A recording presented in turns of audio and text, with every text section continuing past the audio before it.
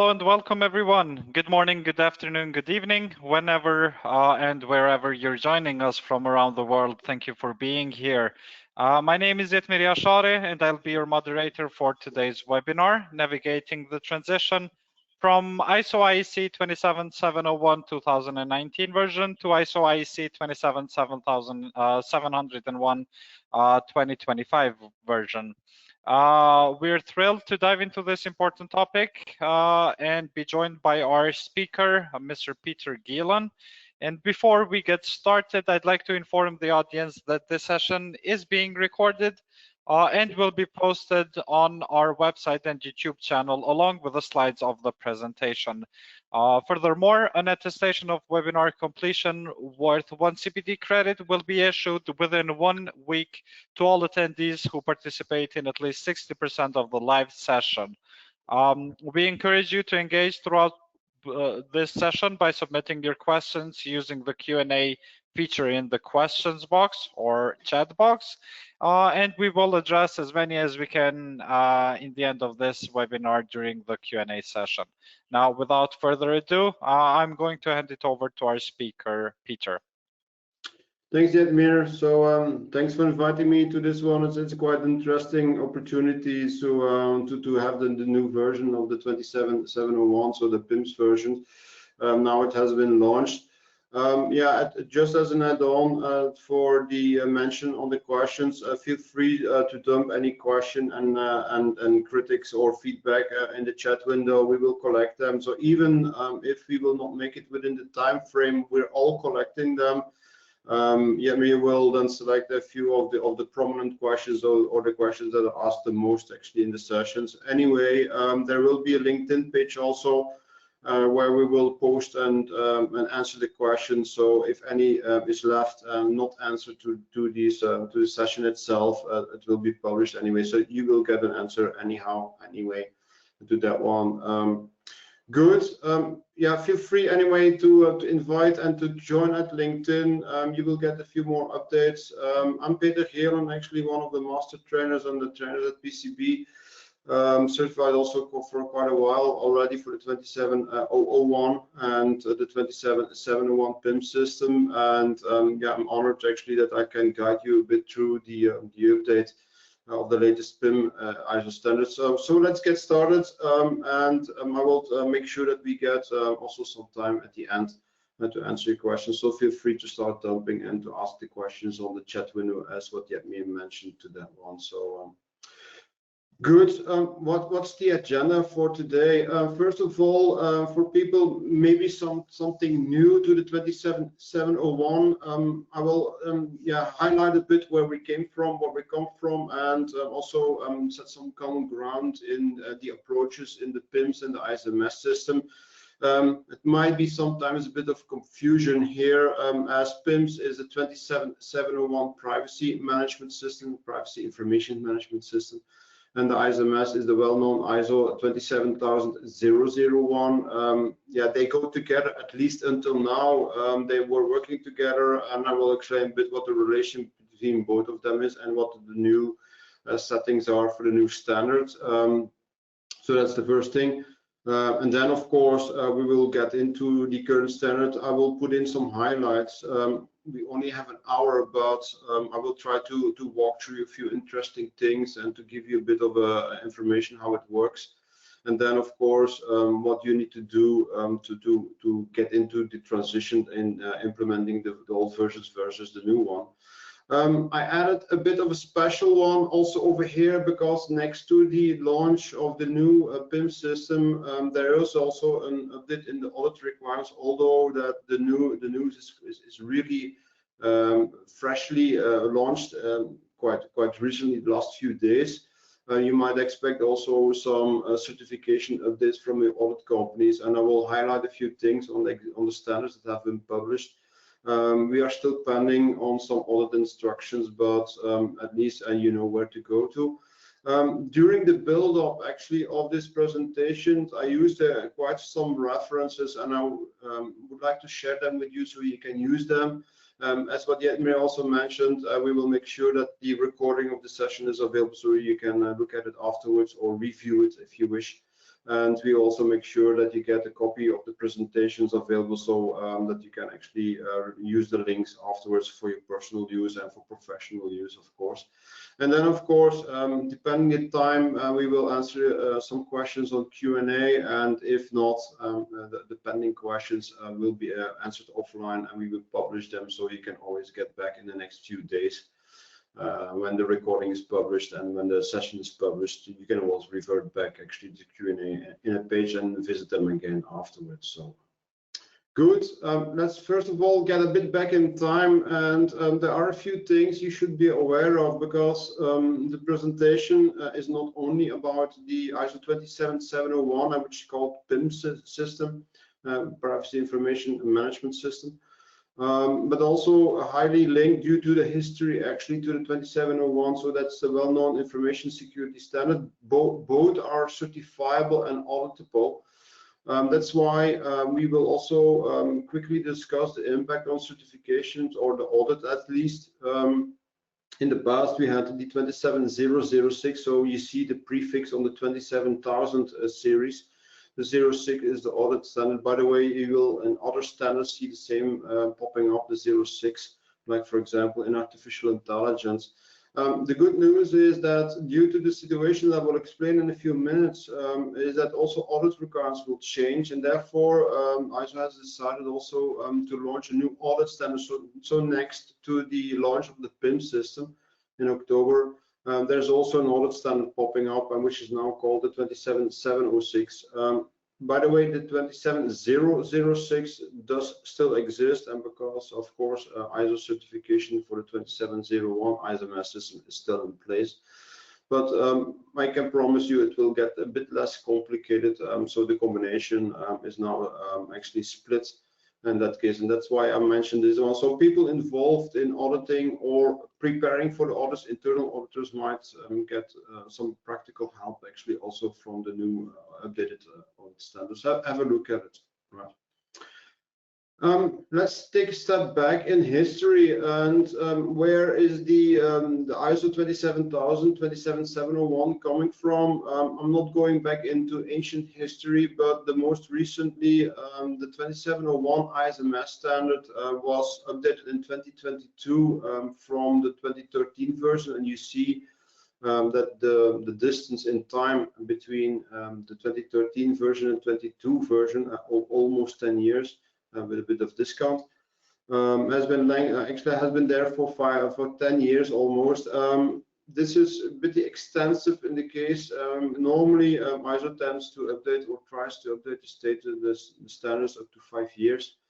You might see pretty similar, exactly that time frame popping up with the ISO 2706 standard. So in 2013, we had the ISO 2701 standard. There were some updates, minor updates, in the 2014, 2015 standards, where the official one published on international level. Please be aware that you might see sometimes other versions of the 2701, but that depends actually on the local publication actually of standards. So many local standardizations organizations might translate the standard to local language, for example, in Dutch. In Holland and Belgium, or to German, or to other local languages actually in the other regions. So I'm not looking into this one because these are all derived from the international standard with the official version 2013. But based on that standard, we had also the audit requirements, and that is defined in 27006. So the official standard for that one was until quite recently the 2015 version. There was a small amendment 5 years later in the 2020 on this one, and that was what was called the AMD1 Amendment 1. Meanwhile, you will see that the PIMS service of the PIMS standard was actually launched, so that's why you will see that the 27701 is named and labeled for the 2019 versions. And in the meantime, there was also an update on the audit requirements. So the TS is a technical standard. What then actually became a bit of friction in the publication of the standards is the launch officially in 2022 of the 27001 accreditation standard, so certification standard. Please remember that also, and we will discuss it in the next few slides, that the 2701, of course, is also pending or depending from the 2702, which was the first one to be updated with the new launch and the new cloud security, privacy, and so on. So officially, the auditing standard was launched in October 2022, and probably many of you still will freshly remember that the certification has to be updated within 3 years. So end of October this year, actually, the transition period was terminated. So then we had an intermediate standard, actually an update, and remember that in 2024 we had the update on the impact on climate. So that was Amendment 1 for the 2701, although that the Amendment 1 was not specifically for the 27,000. All management standards, including 9,000, for example, have to update the Amendment 1 and with the climate change into it. But based on these updates in the 2022 version, also the 2706 was updated, so to align actually with the audit requirements of the new standard. And then actually things happen very rapidly, because meanwhile also the 27701 was updated now, finally published a few weeks ago. And this has been quite a change, and I will explain a bit more in the next details. So you see actually a bit of a double track now popping up, and the yellow one is the 2701 track. So in parallel, there were some updates in the PIMS system, which might get a bit confusing. And then finally, next to the update on the PIMS system in 2025, we also have an update on the ISO standards for auditing. Please be aware that the strict instructions how to update and how to fix the audits is not there yet. I would expect that also the international accreditation forum, which is called the AAF, will update instructions like we had the transition period, for example, for the ISMS. So it's very likely that we get some specific instructions for the auditor, but I will let you know if any is published. And by the way, I included in the references of the presentation also the links to the mandatory documents. I would highly suggest for the auditors that they keep an eye on it, so you get clear instructions anyway, and the certification bodies will need to keep track of it to do so. Without going too much in details, I would like to highlight a bit the relations between the ISMS and the PIMS system. So initially, the mother standard, we had actually the ISO 2701, as you see right here. I didn't link to the dates yet, but officially it's 2013, while the link with the new publication was still there with the 2019. We got a situation in between, because before when the 27701, and actually I should update this slide, because to be correct, of course I need to link to the 27701. This is the correct version. So initially 2701 already there for quite a while. Then the PIMS system was launched, so the 2019 versions linked almost directly to the ISMS standard. And at that time, we had the 2706 as an auditing references. Just for your information, I also included the 17021, and because this is the accreditation standard for auditing. And there is the 2706 is derived from the 1721. So as an auditor, you need to be aware of it. So there are some specific auditing instructions in the 2706. So 2013 versions, 2701, then 27701 linked to it in the 2019 version, and then we got the update on the 2022 one. Now, what is interesting to notice here is that, yeah, there are quite some links and constructions actually made to link the 27701 2019 versions and with the ISMS system. So the original PIMS system was considered as an extension of the ISMS system, and there was a quite advanced integration mode actually with the ISMS system, which caused a few confusions actually, because if you look at the basic structure of the 2701, you will see the typical 10 clauses. It goes from the PCI cycle with some introduction stuff But in essence, the PDCA cycle is defined in clause 5 to 10. By the way, pretty similar as what you see in other high-level standards, or the mother standard of the 2701, which is the 9000. So you will see the same structure in the clauses and always the same clauses level, although that some of the sub-clauses might slightly differ into it, but you can always refer to it. So you can combine the ISO 2701 very easily with, for example, ISO 9000. The difference with the ISO 9000 is, in essence, the Annex A. It's populating the Annex A from the ISO 2702. With the 2022 versions, we moved into 93 controls, and which is essentially submitted or divided into 4 big categories, which is referring to the PPT, or actually PPPT, so triple PT. So we have people, process, and technology, plus a component of physical security, which is a technical version actually of security implementations in the ISO 2701. So how did the PIMS system at that time in 2019 match actually the 2701? In essence, it was not following the high-level standards, so not the PDCA cycle, but specifically linking the PIMS system into ISMS. So clause 5 of the PIMS system was discussing what the requirements were to complement ISMS with privacy. And in the clause 6, it was an additional guidance how to implement the PIMS system based on the 2702. So there was an explanation on the clauses. There was a specific explanation on the PIMS system and to how to adopt it from the 2702.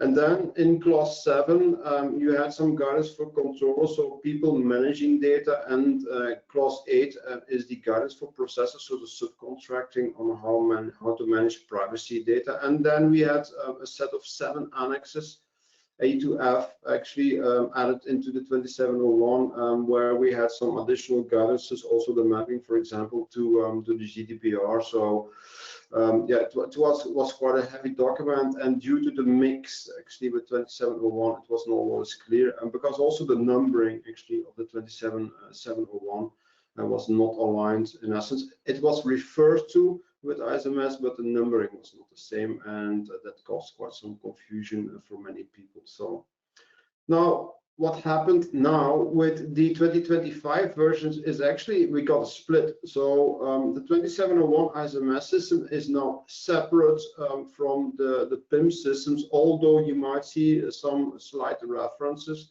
and the alignment in the level of the structure is pretty much the same. So we will see a lot of similar things, while officially speaking now the 27701 PIMS system is a separate standard. And for that reason, you might also see some additional consequences actually in the implementation, for example, in the certification and the auditing. The 2706 for the auditing, the 2701 is still there. So the instructions for doing the ISMS audits is pretty much the same. Still, the mother standard for auditing is again the 17021-1 for management systems.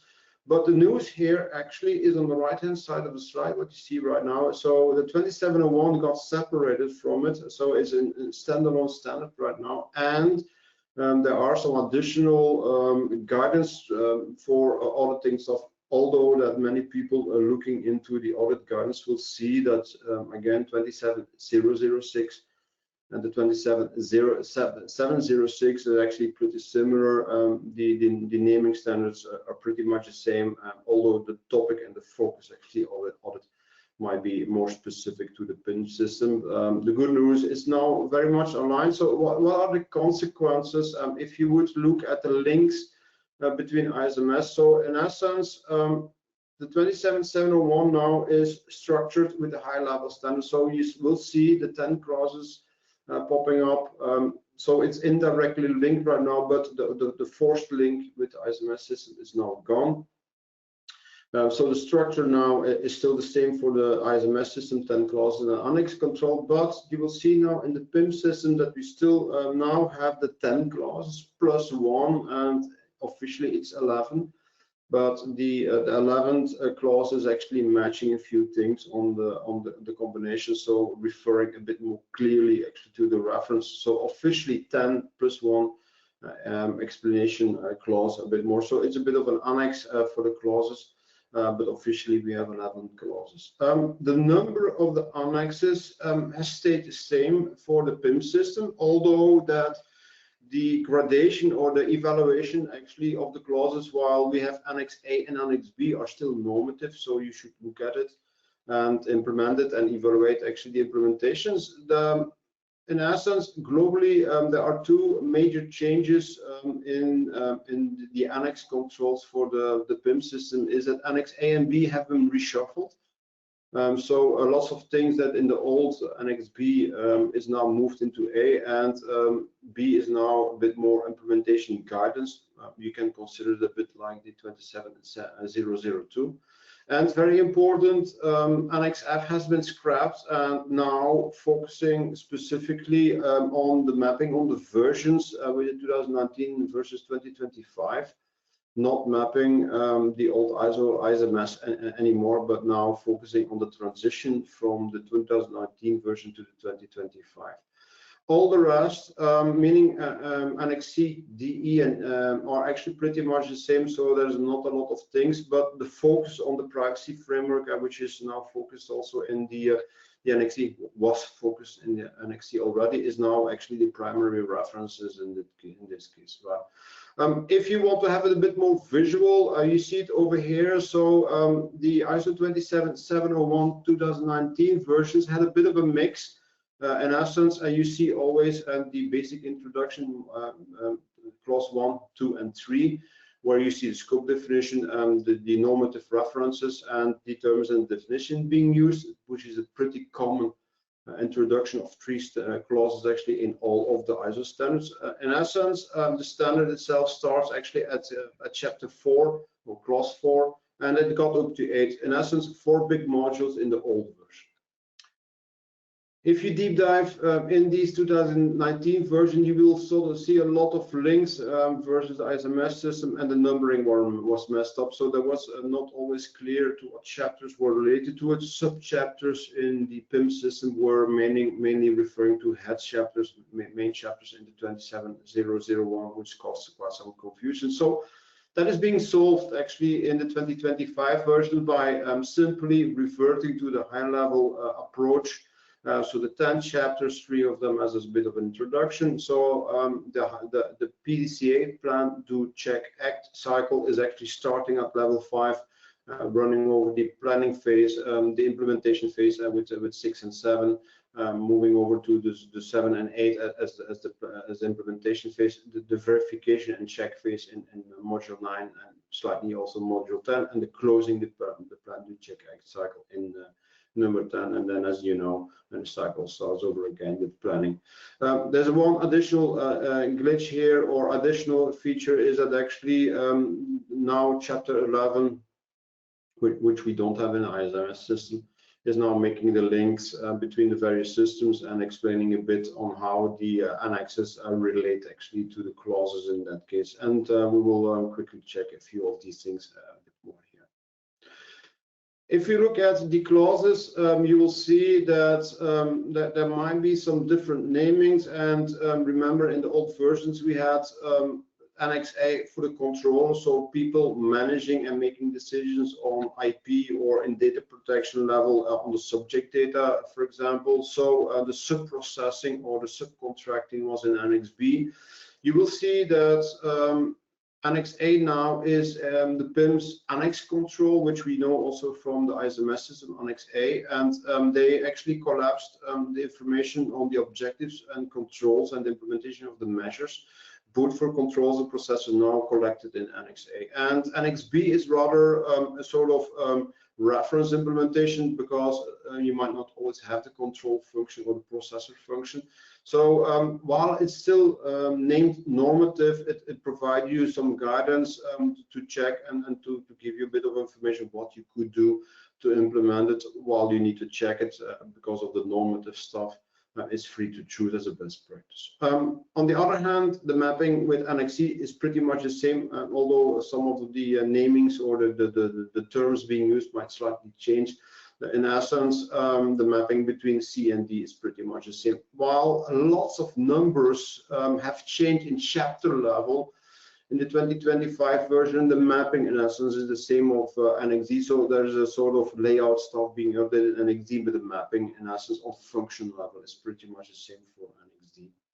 And the same thing actually for Annex E, where you see the privacy in the cloud, which is the 27018, and the 29151 is the 2702 version of the framework for privacy. And so the mapping has stayed the same. And in essence, a very important change is in Annex F, where you now see that we scrap the matching with the ISMS, but rather focus on the transition of the old version with the new version. And you might recognize actually the structure of this transition, because the 2702 did exactly the same thing for the ISMS. So the update and explaining how the old version matches with the new one, or the new version matches with the old one, is now explained in the Annex F. Right.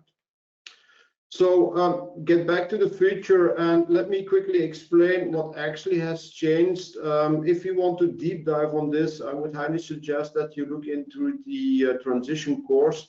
I will explain to it at the end of this slide deck a bit, and the references are all in there. But let's deep dive a bit actually what actually has changed. Let me clearly explain here what has changed and what is relevant. So there are some small things changed, but as we only have an hour actually to explain more or less what the major changes are, I will walk you through the major updates, and you can also discover actually what happens in the course, or if you read the new standard, at least you could get some guidance actually to check. One major thing, at least if we walk through from the clauses from the beginning, and you might even see in the clauses that we have the section on the normative references. So in essence, the 2019 versions was actually completely referenced from the 27000 series. So the vocabulary was actually also referenced from the 27000 by the way, you can still download the 27000 for free from the ISO website, although that you need to officially register, you can download it. But in essence, the 2019 versions was actually completely referenced from 2701 and 2702. Remember the clauses that were used, and in essence, information security was upgraded from information security including privacy or data protection. So the personal data was included in the company information. And that was actually what 2701 was doing. It was considered as an extension actually of the ISMS. Now it becomes a standalone. It's quite important. So it removes all the references we had actually on the 27000. So pretty anything from the 27000 is now gone, and mainly focusing on the 29100 series, which is the privacy framework, and which is the international standard for data protection and privacy. And still, we will make the link in the PIMS systems with GDPR, but that is the main focus right now that you will mention. Due to the fact that also the vocabulary from the 27000 now is being removed, the new version of the PIMS at 27701 is having its own terms and definitions, so it has been extended to have a clear view actually on the explanation and the vocabulary. So in essence, the 27000 vocabulary for the ISMS is now ripped completely from the standard and is actually defined very explicitly in the documentation itself, which increases actually also the clear references to implementation. The structure is better. Of course, you will see a lot of references being used mutually between the ISMS and the PIMS, but in essence, it's considered as an independent system, not just an extension of the ISMS, and also in practice it has some consequences. So for example, in the past, you had to have the 2701 installed and configured and documented and managed actually before, or combined with the 701 to have certification. So you could not run the PIMS system separately. Now you can. So that's quite an important mind switch that we will see actually in the implementations. So the structure for the rest is pretty much the same. The clause 4 up to 10 is pretty much what you recognize from the ISMS system. So, but what the major change actually is in the annex controls. I mainly give you already a high-level insight on this one, but Annex A has been really restructured, has been done completely, and one of the major changes that you will see if you look into the annex controls is also the numbering. In the past, we had the 2019 version was a substandard actually from the ISMS system, and therefore also the numbering were substandards from the main clauses actually from the 2701, which caused a lot of confusion because it was quite difficult from a mathematical point of view or a clarity point of view to find the same numbers, because actually there were substandards, sub-numbering, sub-chapters, so there were quite some long extensive numbering in the old version of the PIMS. That now is gone, so we will see a lot clearer structure in the standard, and also from the other high-level standards you will see a lot of easy structuring in the standards. Also the statement of applicability is back in, although that we had a reference to it now. The alignment of the chapters is pretty much the same, so the things you see in the 2701 will be pretty similar to the 2702. Sorry, in the PIM system 2701, but you need to provide an SOA statement of applicability when you start implementing the management system in that case, right? Clear guidance for inclusion and exclusion controls, again pretty much aligned also with the ISMS system, and what you know also from the ISMS before is that you need to justify inclusion, exclusion, and justify also the risk management that you do and why you choose the controls. So the approach is pretty much standardized now also for the PIM system. Also Annex B, which is also considered normative. So normative means in ISO terms that you need to have a check on it and document it if you use it or not, and you need to find an argumentation for inclusion and exclusion if applicable. But very important that the split and the way that actually 2019 versions worked was quite complex. And now we will see more practical guidance actually in Annex B, and pretty much a link as we see in the ISMS system to 2702. We see the same thing here with Annex B. Again, normative, but you should check it. Plus, very important, now you see also a link very explicitly also with the 27557. For consistency assessment, we focus literally on the privacy implementation. So while there is a disconnect with the ISMS system, there's a very similar structure into it. So we split, but still the structure is pretty much the same, which is good news for transparency reasons.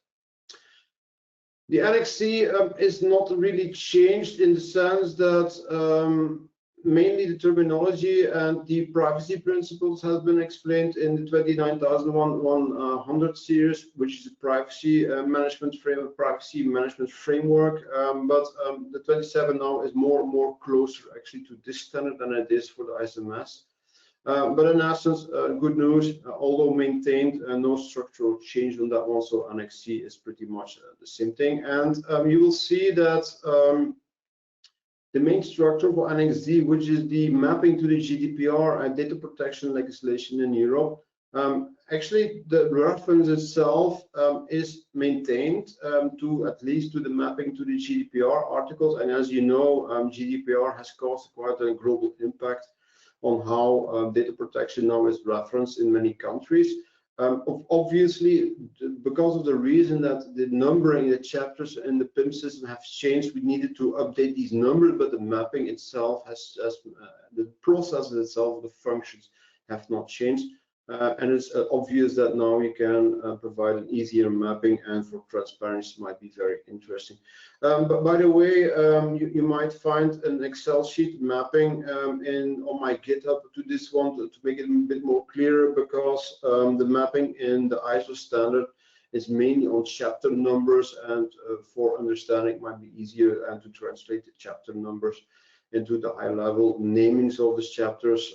So I will keep you posted on the official publication, at least as open source, to have the readability augmented actually with the ISO standards. Right? So it might help you out, and certainly in the future on mapping your new version of the PIMS into GDPR might be very handy to explain to the DPOs or privacy responsible people how the mapping is done now with PIMS to keep it a bit more simple. Annex E is the mapping in the privacy for clouds within the ISO series for the ISMS, and the 29151 is the mapping actually as a 2702. So it helps a lot a bit to implement it and to align a few things. Again, mainly stay the same, but the mapping is a bit more clear in that one. The biggest change, obviously, is in the Annex F. So it's completely scrapped. So now it's pointing out actually to the transition between 2019 and 2025. So it helps you a lot actually to map and remap actually the old version with the new version. So this is completely done. So the link with the ISMS system is completely removed from the Annex F in this case. So it might be your best guide to understand the changes. So it indicates actually the changes, the new things that happens. And as what I told you earlier on, you can easily compare the tables, for example, with the 2702. We did exactly the same exercise in 2022 when updating the ISMS system. Let me go one level deeper, and in essence, I would like to highlight a few things on the specific chapters, at least if it's relevant to it. If you want to have a full expansion actually of the explanations, I would highly suggest to have a look at the transition course and the update exam. I will only highlight a few important things. The scope actually of the implementation in the context of organization is now focusing specifically on privacy management and data protection. So they are cross-linked to each other, but please be careful. Also, it might sound a bit bizarre, but also climate change, and remember the AMD 1, Amendment 1, which is published a few years ago, is now included also in the standard, which is a common requirement actually from the ISO organization for management standards, not only the 27701, but also ISMS and quality management system, for example, plus the other relevant management standards, which is a bunch of them.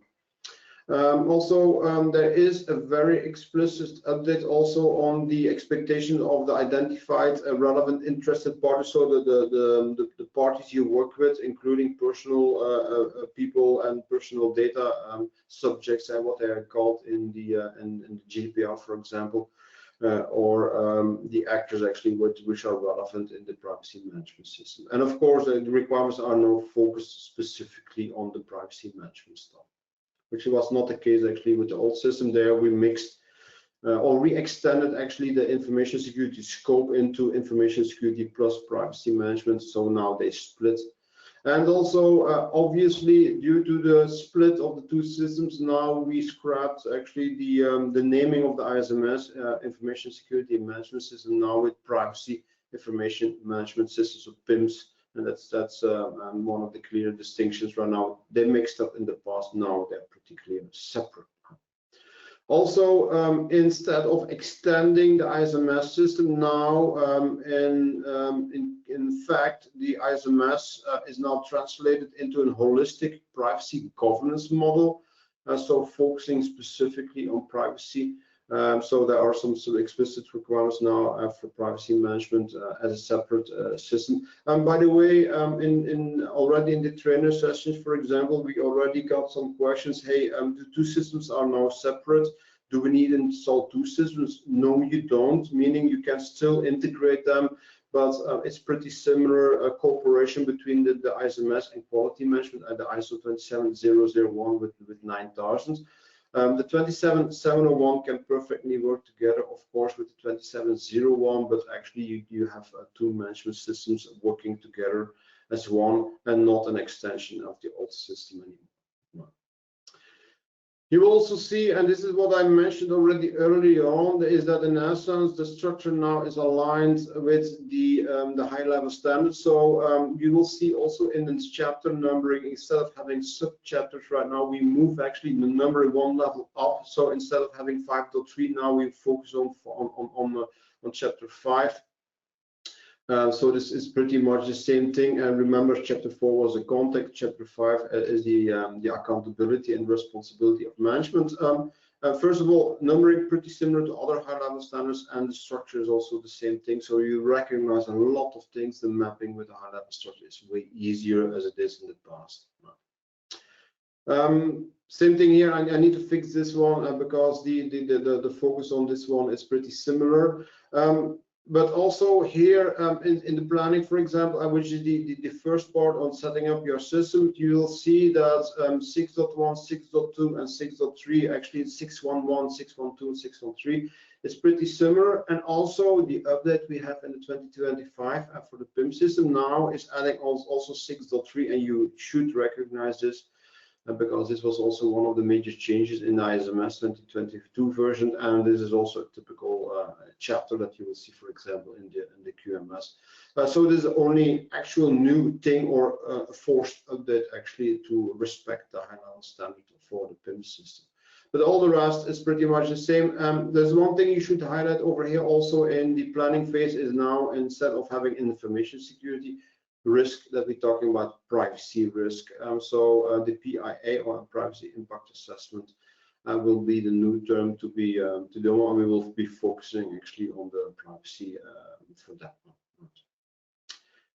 Pretty similar to that one, as I mentioned earlier on. Now we focus also, and the link with the 27557 is a bit more explicit, but on the other hand, 6.12, 6.13 is pretty much the same thing as what you recognize from the ISMS system. And as per consequence, for example, you will also need to provide a statement of applicability, which is the evaluation of the 6.13. You recognize again also from the ISMS system.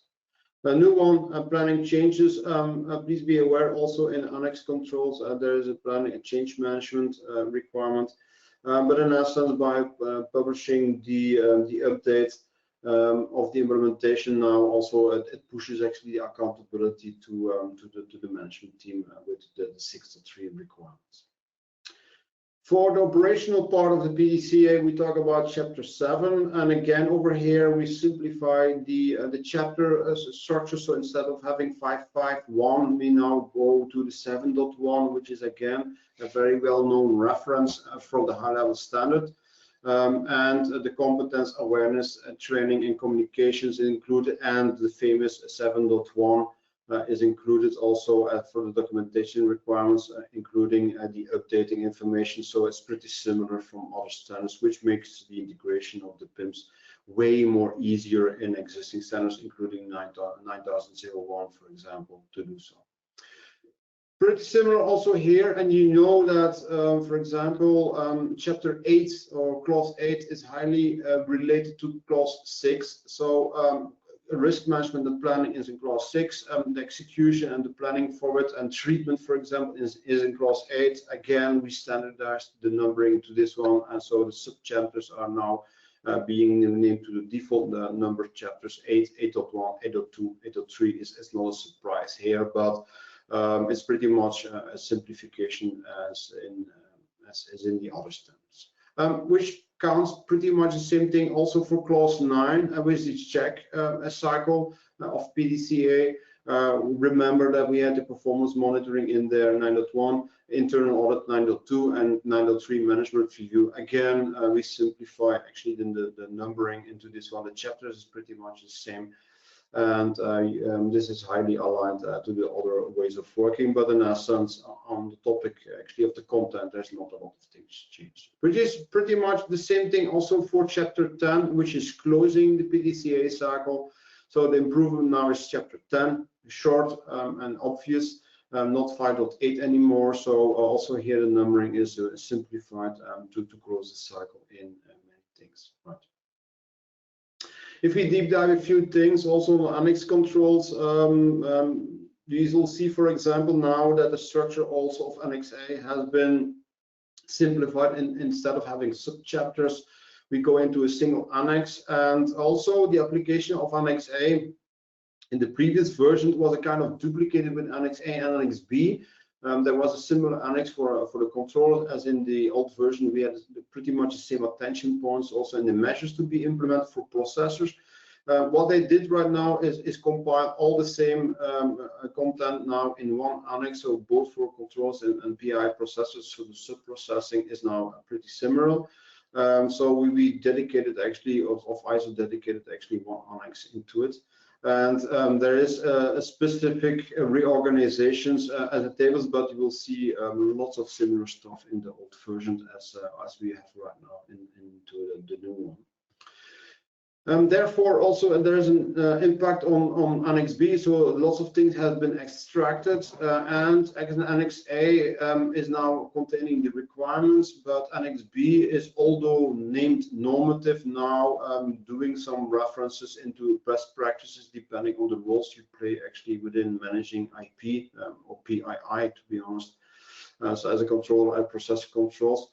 Please be aware also in the references of these presentations, I also added the requirements or the nomenclature or how ISO thinks about the control prescriptive and advisory guidance. If you remember the should and shall phrases, you will find quite some interesting documentations also in the ISO directives, which I added actually as an extra slide actually at the end of the presentations.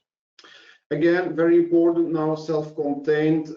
So the functions of Annex A and Annex B have been separated a bit more, and it clearly aligns also with the standalone approach of the PIMS system into this one. So Annex A and Annex B are normative. You should have a look at it and implement them, and then evaluate which one are relevant to you.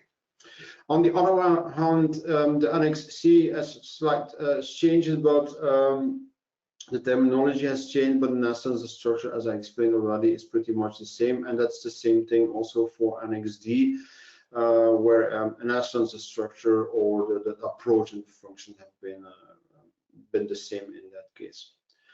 Same thing here, although small updates, the mapping, the functions stay the same for Annex E. And the bigger change we have right now is actually fully redone with Annex F, and in essence, it will help you to do the translation and mapping and to understand how the old versions and old clauses and the annex numbering and now matches to the new one, providing a bit more application guidance, transition guidance to help you out to move your old system to the new one.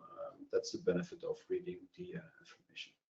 So what you better should do now is have a look at it, look at the simplified organizations of the changes, but in essence, many mappings have stayed the same, although some of the legislative requirements might change. Also have a check if you are certified for the 27701, have a chat with your auditing team, certification auditors. Still, there is some pending news on how the transition needs to be done. I'm not sure yet if there will be a transition period because quite some significant changes have been done. And you can already start documenting the system, the transition planning and so on, and then get ready. I would expect that there will be a transition period actually for 3 years and to recertify your system with the new standard, but that is not clear yet. On the other hand, an important part also is rather for the people participating in this webinar and also training and being certified actually for the PIMS. So in October, the publication was done. So PCB started working actually also on the lead auditor and lead implementer and the lead, actually the foundation trainings. So right now the transition training is available, so you can start looking into it. Please be careful. I will explain in the next few slides that if you have implemented already the lead implementer or the lead auditor and you kept actually your certification up to date by using the continuous professional development points and education track and to keep your certification up to date, you should be fine. So your title is okay. By the way, for the foundation and the provisional implementers, there is no update requirement because the CPDs only apply to the lead implementer, lead implementer or senior lead implementer, and even the masters, and also for the auditors. Although that it's quite important for the trainers and the colleagues actually that wish to train on the new versions of the PIMS as of now. they will need to plan an update exam on this one. So it's actually the accreditation or the recognition or the permission to teach the courses. That's quite important to do so. On the other hand, if you want to get a quick update on what the transition is doing, the transition course might be very helpful even from an informational point of view. So it's not obliged to follow the training unless you're a trainer, and then until 1 year later, meaning October 2026, you need to upgrade your trainership to comply actually with the new transition to do so. This information is condensed, and if you want to have a look at it, I will also publish it on the LinkedIn page. You can have a look at it. It's explained. One last thing, and before we go into the questions, it's also important to understand that there is quite an important update, and I would highly suggest that if you certify or if you do the audits actually for the PIMS system, that you have a clear look at the 27706, and this is updated with 2025 version, and there are quite some distinct items in the calculations, and you remember that the certification is usually the time being used for audit is calculated actually on the number of staff within scope, and please be careful because there are some separate calculations right now. You see, for example, there is a specific calculation in the audit days. So, for example, the total number of audit days applicable to the PIMS is different as what the ISO 27 ISMS does, the 2701. So, for example, the ISMS with the newest version now for a company working with 10 people is 5 days, while for the PIMS system we have 6.5 days, where you have a combined function as a PI controller and processor combinations. But if you only do one of the functions, you can have only a part actually of the audit day. So have a look at it. Just as an indication, the audit requirements might change. All right. Same thing also, there is simplification in the deviation or the minimization of the audit time. So now there's there's a mention of 30% also, while the old version had a sort of matrix calculation to be done depending on the IT and the business complexity. Now the maximum limit of deduction of 30% is in the PIMS auditing standard. Have a look at it. It will have some consequences actually for the calculation of the official external audits in many cases. Right. I also included in the references a few things, and you can, for example, download the standard, for example, at PCB or at your local organization if you have a subscription already. You must also see the updates, for example, for the ISO 2706. Have a look at it. I still need to fix a few things officially in the slide deck. We'll fix it after the webinar. And of course, you can have a look at the standards, including the 2701 Amendment 1 as freely to download. And I also included the standards for the 19011, which is the internal audit guidance, and the accreditation standard. Is in 1721 being published over here. Also referenced in the 2701 or the other standards 2718 and the references. I will also make sure that you get the package. And I noticed, for example, also here that ISO combined actually the relevant standards 2701, 27001 in the same package. Have a look at it. You get it for a discount from the official ISO standard. And then very important additional guidance. So I'm still waiting on the official instructions for doing the audits. Remember, for example, that when we had an update on the ISMS, there was a standard, and you have a look at it, for example, at the MD26. There was an update also recently on the MD29, how to do the updates on the auditing part. And there is no MD document right now for the 27706, but I would expect probably that a document will be published. It's a bit early right now, but probably in the next coming days and weeks, you will see guidance for auditors on auditing the PIMS system, right? And then, of course, I mentioned the update actually on the ISO vocabulary. Remember the typical discussions on the shall and should. You can find some background information on that one on the ISO directives part 2. If you want to have the full view on it, I explained a bit of that one on one of my blog posts a year ago, more or less. So you can have a look at it and to get some references to it. Also, last but not least, and then I will give back actually the word back to Jetmir on this one. Have a look at it at the skills, PCB skills, and just let me show you what you can get. Actually, the skills is next to the transition training, might be quite interesting, and also on the skills right now. There's some additional information on the implementing the PIMS system, and as you remember, skills is a sort of yearly subscription which you get a lot of modules, and including the 2701 is in there. So if you want to keep up training on your CPDs and CPEs, you might have a look at PCB skills. So there's a lot of the things you can look at, and we will update some of the trainings very soon also on the trainings. But the basic stuff on the PIM system is there. Right? Were there any questions yet, Mir, that were asked? Yes, there were quite a few questions. I'll start with the first one. Someone asked, for a combined audit of ISO 27001 and 27701 2025, can the new 18 Annex A ISMS clauses be ignored, as they will be covered in the 2701 audit? And can the time be deleted from the total accordingly? Well, this is something you need to check with the certification body. So they have a calculation, and certainly it will be updated very typically. If you combine do a sort of integrated management system, like for example the 27001 with the 9000, there will be a deduction, but the 30% is kind of hard coded into it.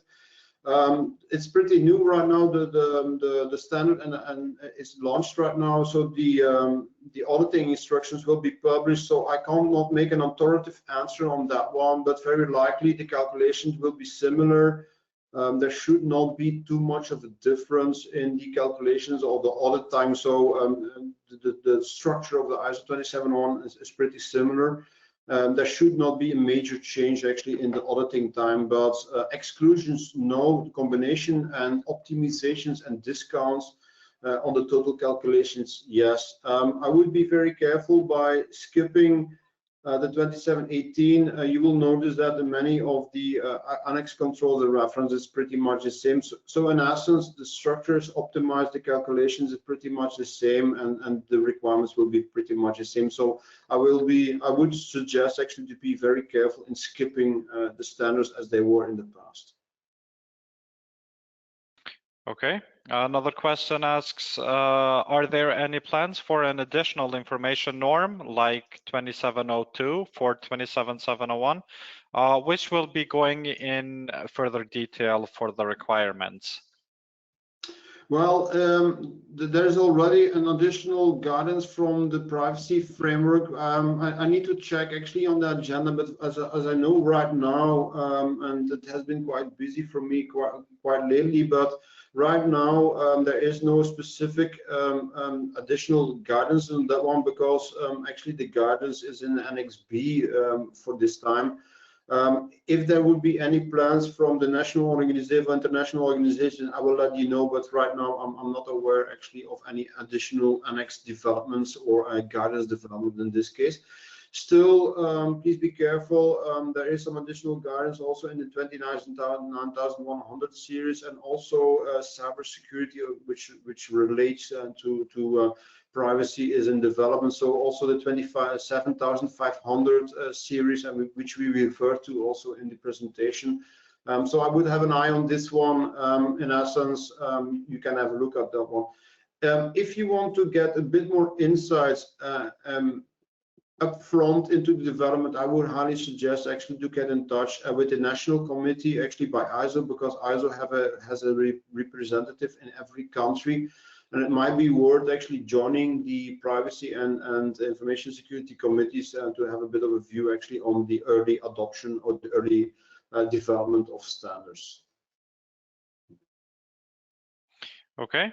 Another question asks, how does the updated guidance in Annex B of the 2025 revision reshape the exceptions for PII controls, controllers and processors in practice, especially in relation to modern regulatory requirements like GDPR?